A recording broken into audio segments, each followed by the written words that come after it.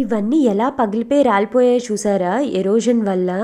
బాబోయ్, ఈ ఎరోజన్ దారుణంగా ఉంది. నేను ఎక్కడో ఇన్స్టాగ్రామ్లో చూసి మరీ అంత ఉండదేమో అనుకున్నాను. ఈరోజు డైరెక్ట్గా వెళ్ళి చూస్తే బీచ్లో ఆ ఎండ్కి కాదు, ఇంక మధ్యలో కూడా ఎరోజన్ వల్ల మొత్తం ఇవన్నీ పడిపోయి అక్కడ పిల్లలు ఆడుకునేవి కూడా కిందకి కూలిపోయాయి అన్నమాట. బాబోయ్, ఇక్కడ పగుళ్ళు చూసారా ఎలా వచ్చాయో. చాలా రిస్కీ ఇది మాత్రము.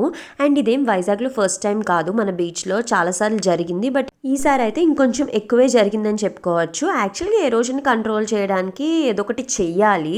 లైక్ ట్రీస్ కానీ shrubs కానీ ఏదైనా ప్లాంట్ చేయాలి, లేకపోతే బీచ్ వాల్స్ అయినా కట్టాలి.